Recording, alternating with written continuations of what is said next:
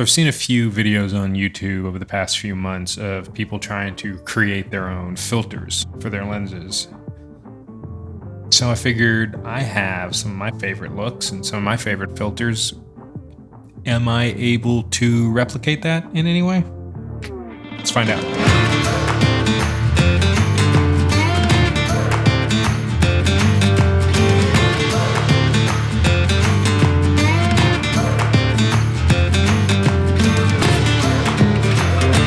When it comes to creating your own filters, you're never going to be able to replicate something that's industry standard. But, and this is something I'm very big on, you can custom tailor a filter to match whatever look you're trying to go for. And this was one of the most exciting things that I took out of all these random tests that I was seeing on YouTube. Very rarely are you ever going to use a Fog 3 or a Pro Mist 4, right? Like, those things are so special, one-time use. It's not an everyday filter that you're just gonna slap on in front of the lens, right? You're never gonna hear someone say, I wanna take the digital edge off my camera, so I put a Pro Mist 4 on there. That would be insane. Everything you shoot would look like a 70s dream sequence. But say you are shooting that 70s dream sequence. Yeah, you could rent one, certainly. Or could you purchase a cheap UV filter and create your own dream filter? So, that was my idea.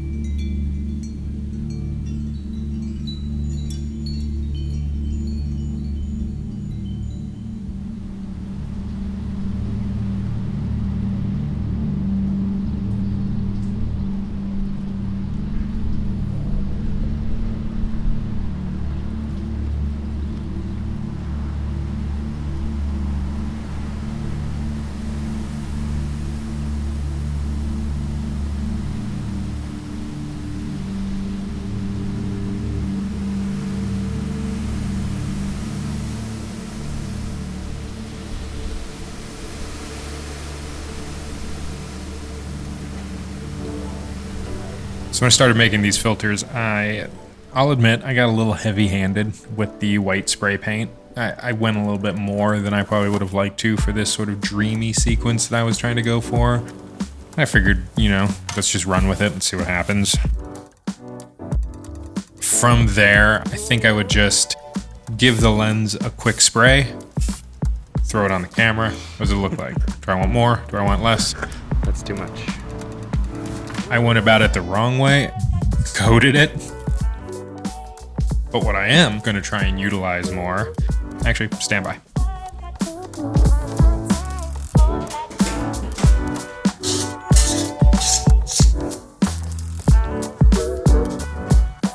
A DIY black Pro Mist.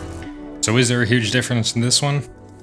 Probably not huge, but what it does is just gives you a little bit of softening overall. And what you get is a pretty close estimate to what a 8th Black Pro Mist is going to do for you. So when I used to shoot a lot of concerts, I created a custom diffraction filter.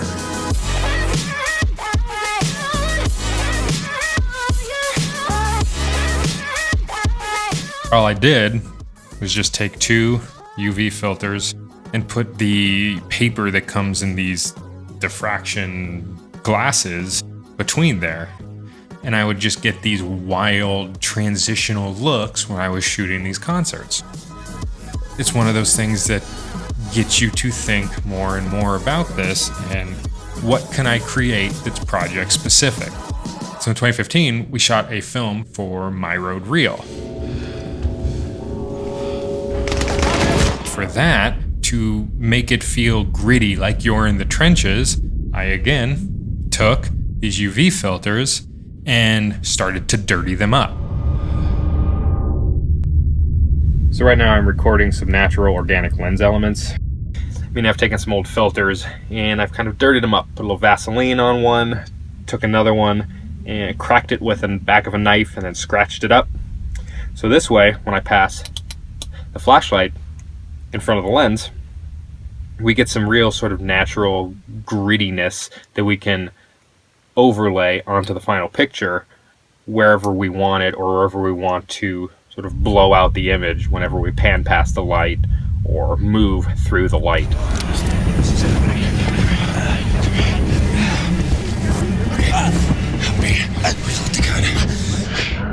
It matched the grittiness of that film and saved you from having to buy a lens flare pack that isn't even going to match what you're shooting. So by creating your own filters, one, you're going to save money because all you're doing is buying a $6 UV filter as opposed to a $40 pack of lens flares. And then you can create your own lens flares and have them to use in the future as well. A time-saving thing? Certainly not. But I don't look at it as a need to try and save time. I look at it more as, how are you going to get something that looks unique that other people aren't going to have? And that's kind of the main thing that I'm always after.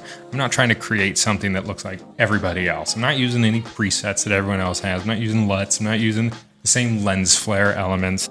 I want something that looks unique because that's what's going to set your work apart. So in the end, what did I learn from this whole experiment? Well, one, you're never going to be able to replace industry standard gear, but you can create a custom look to match whatever that project you're working on is, or to give you a unique flare that you might not be able to get otherwise without buying a lens or a lens flare pack. You've now created something that is unique in camera that matches the look you have on set. And that's something that no one else really will do. You got to take the time to do it though. And I think if you have that same drive to create unique images, it's 100% worth it. And I also think it's 100% worth it to subscribe and like the video. But maybe that's just me. If you don't, then go ahead and hit the dislike button because it's still engagement in it anyway. It's up to you though. But I hope y'all learned something from this. The whole goal here is to keep growing and learning within our craft. So until the next one, get out there, push yourself, because we got a lot of work to do. See you later.